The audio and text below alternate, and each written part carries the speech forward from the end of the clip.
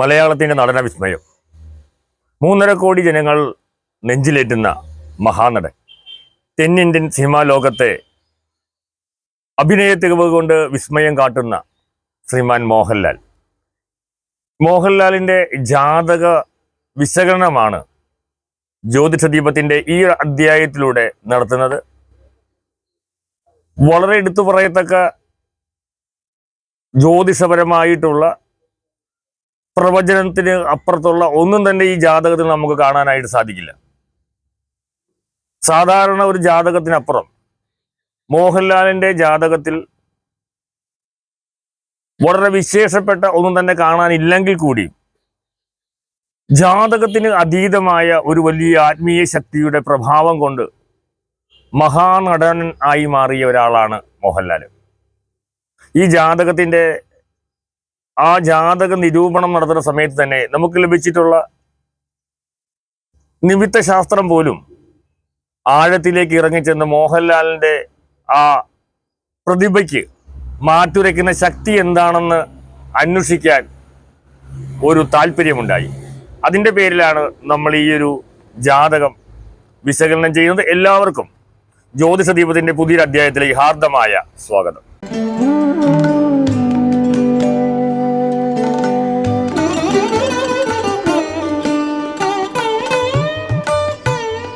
ഈ ഒരു വീഡിയോ ആരംഭിക്കുന്നതിന് മുമ്പായി നിങ്ങളുടെ അറിവിലേക്ക് ഒരു കാര്യം കൂടെ പറഞ്ഞോട്ടെ.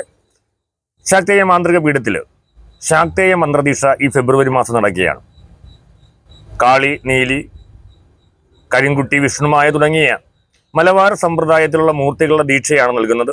നിങ്ങളുടെ കുടുംബക്ഷേത്രത്തിൽ ഇത്രയും ആരാധനകളൊക്കെ ഉണ്ടെന്നുണ്ടെങ്കിൽ, നിങ്ങൾക്ക് അങ്ങനെ ഒരു താല്പര്യമുണ്ടെന്നുണ്ടെങ്കിൽ, നിങ്ങളുടെ ജീവിത വിജയത്തിന് ഇത്തരത്തിലുള്ള ഒരു മൂർത്തികളെ ഉപാസന ചെയ്ത് ജീവിത വിജയം നേടാൻ നിങ്ങളെ തന്നെ കണ്ടറിയാൻ നിങ്ങൾക്ക് താല്പര്യമുണ്ടെന്നുണ്ടെങ്കിൽ നിങ്ങൾക്ക് മുൻകൂട്ടി ബുക്ക് ചെയ്യാവുന്നതാണ് എന്ന് പറഞ്ഞുകൊണ്ട് ഏവരെയും ഒരിക്കൽ കൂടി ജ്യോതിഷദീപത്തിലേക്ക് ഹാർദമായി സ്വാഗതം ചെയ്യുന്നു.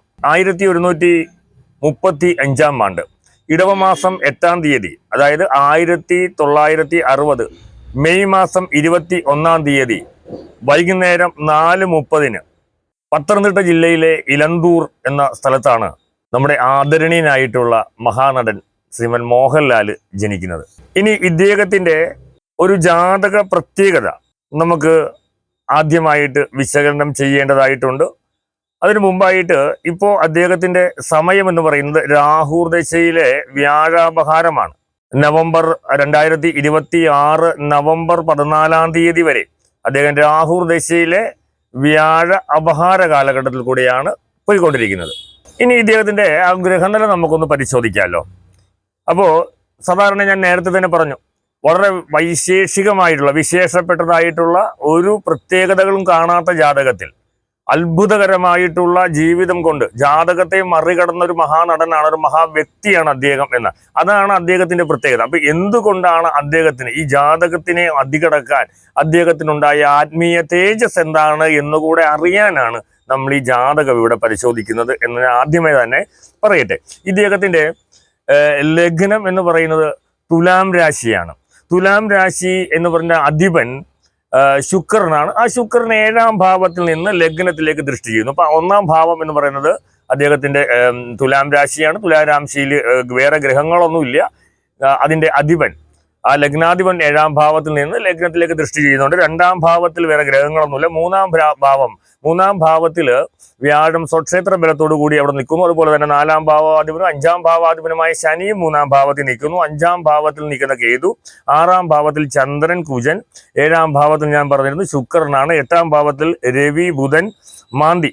9, 10 ഭാവങ്ങളിൽ അദ്ദേഹത്തിന് ഗ്രഹങ്ങളൊന്നുമില്ല. 11-ാം ഭാവത്തിൽ ഇപ്പോൾ അദ്ദേഹത്തിൻ്റെ ദശാകാലനാഥനായിട്ടുള്ള രാഹു നിൽക്കുന്നുണ്ട്. 12-ാം ഭാവത്തിൽ ഗ്രഹങ്ങളൊന്നുമില്ല. അപ്പോൾ ഇതാണ് ഇദ്ദേഹത്തിൻ്റെ ഗ്രഹനില എന്ന് നമുക്ക് ആദ്യമേ തന്നെ പറയട്ടെ. ഇനി എടുത്തു പറയത്തക്ക അദ്ദേഹത്തിൻ്റെ ലഗ്നത്തെ കൊണ്ടാണ് നോക്കട്ടെ. അപ്പം ലഗ്നം ശുക്രക്ഷേത്രമാണ് എന്ന് പറഞ്ഞു. അതുപോലെ തന്നെ ഇടവം രാശിയാണെന്ന് പറഞ്ഞു. ശുക്രൻ ലളിതകലകളുടെയും സൗന്ദര്യത്തിൻ്റെയും സൗകുമാര്യത്തിൻ്റെയും കലാ നിപുണതയുടെയൊക്കെ അതിൻ്റെ എല്ലാം തികഞ്ഞ ഒരു ഗ്രഹം തന്നെയാണ് എന്നുള്ളത് കൊണ്ട് തന്നെ അദ്ദേഹത്തിൻ്റെ ലഗ്നാധിപൻ ശുക്രനാകുകയും ആ ശുക്രൻ 7-ാം ഭാവത്തിൽ നിന്ന് ലഗ്നത്തിലേക്ക് ദൃഷ്ടി ചെയ്യുകയും ചെയ്യുന്നത് കൊണ്ട് തന്നെ ലഗ്നത്തിന് നല്ല ബലമുണ്ട്. അതുകൊണ്ട് തന്നെ അദ്ദേഹം വളരെ സൗകുമാര്യമുള്ള സുന്ദര സ്വരൂപനായിട്ടുള്ള ഒരു വ്യക്തിയായിട്ട് മാറി. കലകളുടെയൊക്കെ അതിദേവനായി, അല്ലെങ്കിൽ ശുക്രനാണ് കലകളുടെയൊക്കെ അതിദേവൻ എന്ന് പറയുന്നത്. അപ്പോൾ അദ്ദേഹം കലാനിപുണതയിൽ അഭിനയ തികവ് കൊണ്ട് ആരെയും അത് ഏറ്റവും ഉന്നതമായ ശ്രേണിയിലേക്ക് മാറാനായിട്ട് ഇദ്ദേഹത്തെ കൊണ്ട് സാധിച്ചു. അപ്പോൾ സൗന്ദര്യം, സൗകുമാര്യം, അതുപോലെ തന്നെ നടന വിസ്മയങ്ങൾ, അഭിനയ തികവ്, കലാ നിപുണത തുടങ്ങി അദ്ദേഹം കൈവയ്ക്കാത്ത മേഖലകളില്ല സിനിമാ മേഖലയിൽ തന്നെ. അപ്പോൾ അത്രയും അധികം ഉയർന്ന ഒരു പ്രതിഭാശാലിയായിട്ട് മാറാൻ അദ്ദേഹത്തിൻ്റെ ഈ ശുക്രൻ, ലഗ്നാധിപനായിട്ടുള്ള ശുക്രൻ അദ്ദേഹത്തെ സഹായിച്ചു എന്ന് വേണം. അതുപോലെ ആ ജീവിതത്തിലെ ആഡംബരവും സന്തോഷവും ഒക്കെ അനുഭവിക്കാൻ അദ്ദേഹത്തിന് ഈ ശുക്രന്റെ ലഗ്നാധിപത്യം കൊണ്ട് സാധിച്ചിട്ടുണ്ട്. ഇനി അദ്ദേഹത്തിന്റെ രണ്ടാം ഭാവാധിപൻ, അതായത് രണ്ടാം ഭാവാധിപൻ എന്ന് പറയുന്നത് ചൊവ്വയാണ്. ഇപ്പൊ രണ്ടാം ഭാവം എന്ന് പറയുന്നത് നമ്മുടെ കുടുംബം, അതായത് പൂർവികമായ കുടുംബം, അതുപോലെ തന്നെ കുടുംബ സ്വത്ത്, ഇരിപ്പും, അങ്ങനെയുള്ള കാര്യങ്ങളെ കൊണ്ടൊക്കെയാണ് നോക്കുന്നത്. അപ്പോൾ അദ്ദേഹത്തിന്റെ രണ്ടാം ഭാവം എന്ന് പറയുന്നത് ചൊവ്വയാണ്.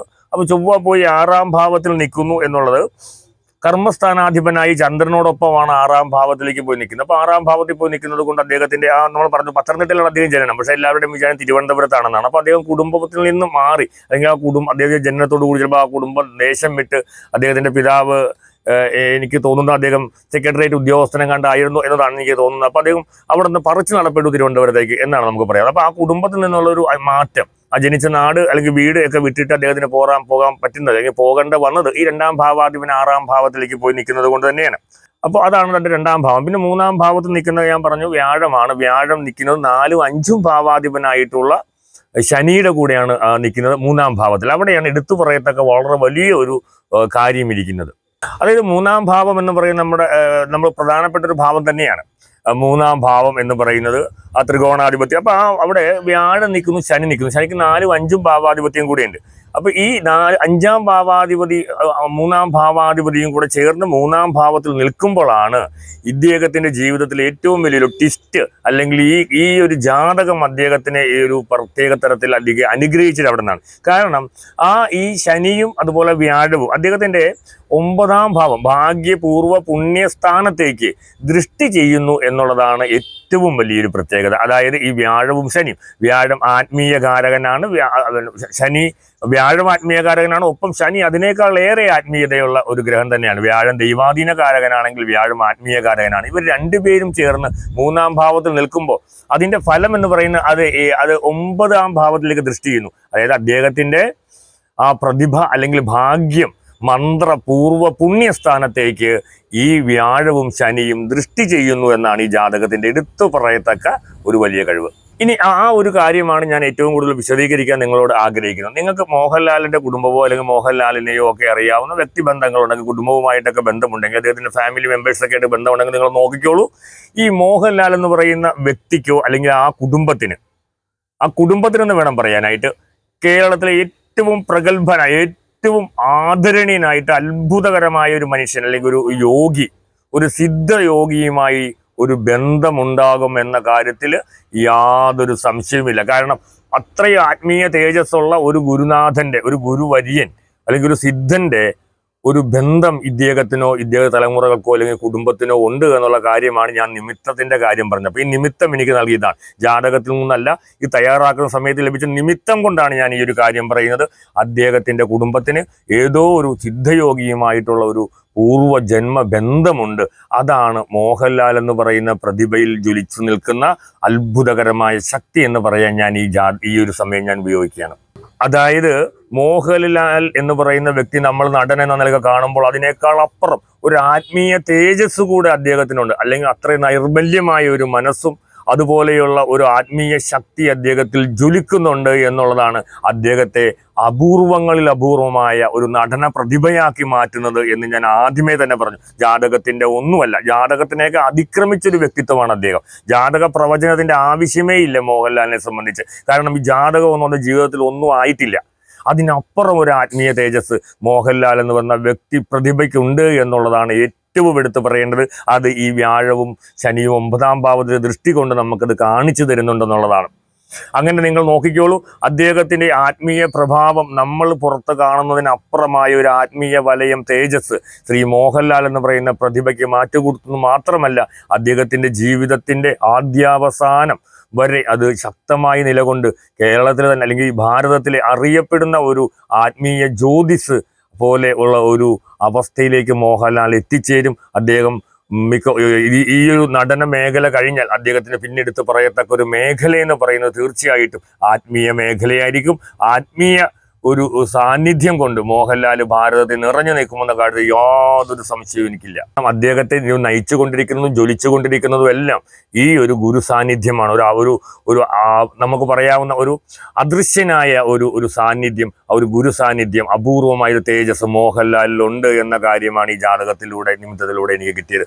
അത് തന്നെയാകാം ഒരുപക്ഷെ മോഹൻലാലിന്റെ പുത്രൻ പ്രണവ് കൂടുതലും ഹിമാലയ ദേശങ്ങളിലൊക്കെ ഇങ്ങനെ നടക്കുന്ന, അല്ലെങ്കിൽ അതുപോലെയുള്ള ഒരു അപദൂതാത്മകമായ ഒരു ജീവിതം നയിക്കുന്ന ആളാണ്. അതും ഇതിന്റെ ബാക്കി പത്രമാകാം. മോഹൻലാലും അതുപോലെയുള്ള ഒരു അവസ്ഥയിലേക്ക് വരും എന്ന് ഞാൻ അടിവരയിട്ട് പറയുകയാണ്. ഇത് കേൾക്കുന്നവർക്ക് പിന്നീട് മോഹൻലാലിന്റെ ജീവിതം കാണുമ്പോൾ എൻ്റെ വീഡിയോ വാക്കുകൾ നിങ്ങൾക്ക് ഓർമ്മ വരും. ഇനി ഞാൻ പറഞ്ഞു 5ാം ഭാവത്തിൽ നിൽക്കുന്ന കേതുവാണ്. 5ാം ഭാവത്തിലെ കേതു അത് ഒരു ഗുണകരമായതല്ല. 6ാം ഭാവത്തിലേക്ക് 7ാം ഭാവാധിപൻ 6ാം ഭാവത്തിലേക്ക് പോകുന്നു. കർമ്മസ്ഥാനാധിപൻ 6ാം ഭാവത്തിലേക്ക് പോയതൊക്കെ അദ്ദേഹത്തിന്റെ ദാമ്പത്തിക ജീവിതത്തോട് വിരക്തി ഉണ്ടാകാനൊക്കെയുള്ള വളരെ ഒരു സാഹചര്യമുണ്ട്. അതുപോലെ തന്നെ അദ്ദേഹം മാനസികമായി നമ്മൾ പറയുന്ന പോലെ വളരെ ലളിതമായ ആർദ്രതയുള്ളൊരു വ്യക്തിയാണ്. കാരണം ചന്ദ്രൻ പോയി 6ാം ഭാവത്തിൽ നിൽക്കുന്നതുകൊണ്ട് വലിയ ടെൻഷനോ അതുപോലെ തന്നെ വലിയ വലിയ സമ്മർദ്ദങ്ങളൊന്നും താങ്ങുന്ന ഒരാളായിട്ടല്ല ഈ ജാതകത്തിൽ കാണുന്നത്. വളരെ ലോലഹൃദയനായിട്ടുള്ള ഒരു മനുഷ്യനായിട്ടാണ് മോഹൻലാലിനെ നമുക്ക് കാണാനായിട്ട് സാധിക്കുന്നത്. 7ാം ഭാവാധിപൻ 6ാം ഭാവത്തിൽ പോകുന്ന ദാമ്പത്യ ജീവിതത്തിന്റെ വിരക്തിയും ബുദ്ധിമുട്ടുമോ കാണിക്കുന്ന ഒന്നാണ്.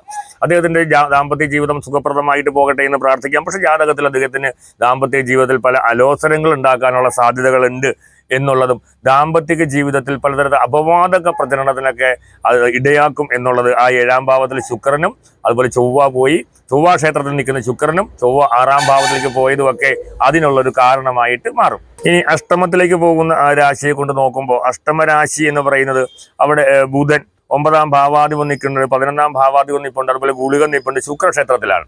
അപ്പൊ അതുകൊണ്ട് തന്നെ നമുക്കൊരു കാര്യം പറയാം. മോഹൻലാലിന്റെ സമ്പത്തും സൗഭാഗ്യങ്ങളൊക്കെ ഒരു കാലത്ത് ആത്മീയ ജീവിതത്തിന് വേണ്ടിയും ആത്മീയ നന്മയ്ക്ക് വേണ്ടിയും ആത്മീയ ഉണർവിന് വേണ്ടിയും അതുപോലെ തന്നെ ദയാപരമായിട്ടുള്ള കാര്യങ്ങൾ, ചാരിറ്റി പോലെയുള്ള കാര്യങ്ങളൊക്കെ ചെയ്യാൻ അദ്ദേഹം ഉപയോഗിക്കുമെന്ന് വേണം നമുക്ക് ഈ ഒരു കാരണത്തെ കൊണ്ട് 9ാം ഭാവാധിപന്റെ അഷ്ടമരാശിയെ കൊണ്ട് നമുക്ക് പറയാനായിട്ട്. അദ്ദേഹത്തിന്റെ സൗഭാഗ്യങ്ങളും സ്വത്തുവകകളും എല്ലാം ഒരു പക്ഷേ ഈ നമ്മളുടെ ഇവിടുത്തെ ഭാരതത്തിലെ തന്നെ ആത്മീയമായ ഉണർവിനും അതുപോലെ തന്നെ മറ്റുള്ളവരെ സഹായിക്കാനൊക്കെ ഉപയോഗിക്കാനുള്ള സാധ്യതയാണ് അതുമൂലം നമുക്ക് കാണാനായിട്ട് പറ്റുന്നത്. അപ്പോൾ ഞാൻ പറഞ്ഞു, ഇവിടെ 9ാം ഭാവത്തിലേക്കുള്ള ആ ഒരു ശനിയുടെ ദൃഷ്ടി കൂടെ കൂട്ടിയിട്ടാണ് ഞാൻ പറയുന്നത്. അതുപോലെ വ്യാഴത്തിന്റെ ദൃഷ്ടിയുമുണ്ട്.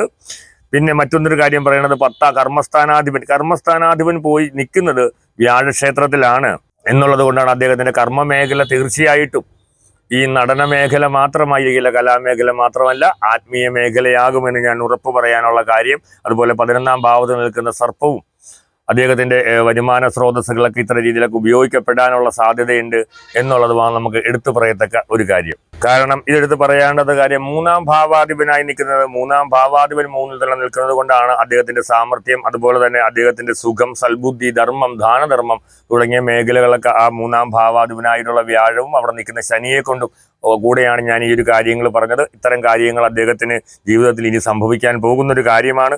4ാം ഭാവം 3 നിൽക്കുന്നത് കൊണ്ട് ആധ്യാത്മിക ചിന്ത, അതുപോലെ ഈ പുരാവസ്തു പോലെയുള്ള സാധനങ്ങളോടൊക്കെ അദ്ദേഹത്തിനുള്ള കമ്പം ഈ പറയുന്ന 4ാം ഭാവാധിപത്യം ശനി ആയതുകൊണ്ടാണ്. ശനി പുരാവസ്തു പഴയ സാധനങ്ങളുടെയൊക്കെ അധിപനാണല്ലോ. അതുകൊണ്ട് പൗരാണികതയോടും ഇതുപോലെയുള്ള പൗരാണികമായ അറിവുകളോടും പൗരാണികമായ നിഗൂഢ ശാസ്ത്രങ്ങളോടൊക്കെ അദ്ദേഹത്തിന് ഏറ്റവും കൂടുതൽ താല്പര്യമുണ്ടാകാനുള്ള സാധ്യതയും അതുകൊണ്ടുണ്ടായതാണ്.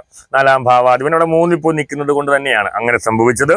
പിന്നെ ഇനി ഇദ്ദേഹത്തിന്റെ ജാതകത്തിൽ പറയുന്ന സൂര്യൻ ആദിത്യൻ നിൽക്കുന്നത്, അദ്ദേഹത്തിന്റെ ആദിത്യൻ ലാഭസ്ഥാനാധിപനാണ്. അത് പോയി നിൽക്കുന്നത് ശത്രുക്ഷേത്രത്തിലാണ്, അതായത് ശുക്രന്റെ ക്ഷേത്രത്തിലാണ്. രാഹു നിൽക്കുന്നത് ചിങ്ങൻ രാശിയിലാണ്, ശത്രുക്ഷേത്രത്തിലാണ്. അപ്പം ഇപ്പോൾ അദ്ദേഹത്തിന് അല്പം നല്ല സമയമാണെന്ന് പറയാനായിട്ട് പറ്റത്തില്ല. അല്പം ബുദ്ധിമുട്ടൊക്കെ ഉണ്ടാകേണ്ട ഒരു സമയം കൂടിയാണ്. ചില അപവാദങ്ങളും അതുപോലെ ചില കിംവദന്തികളൊക്കെ ഉണ്ടാകാനുള്ള സാധ്യത ഉണ്ട്. കാരണം ശത്രുക്ഷേത്രത്തിൽ നിൽക്കുന്ന രാഹുവാണ് ഇദ്ദേഹത്തിന്റെ ദശാനാഥൻ എന്ന് പറയുന്നത്. അതുകൊണ്ട് ചിലപ്പം ചില കാര്യങ്ങളിലൊക്കെ സംശയത്തിന്റെ നിഴലിലൊക്കെ പോവുക, വിവാദങ്ങളിൽ പെടാനൊക്കെയുള്ള സാധ്യത വളരെ കൂടുതലാണ്.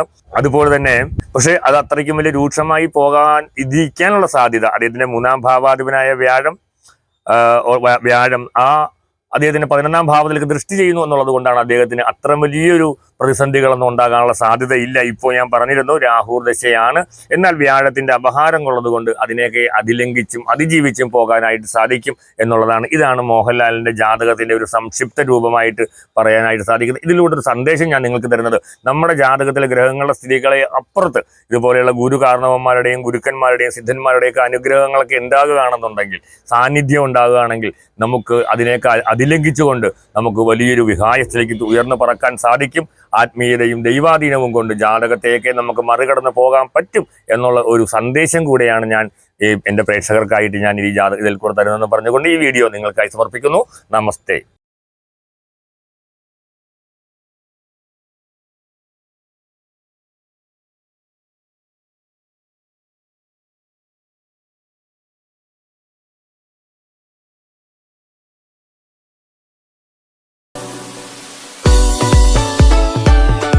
Like, share, subscribe.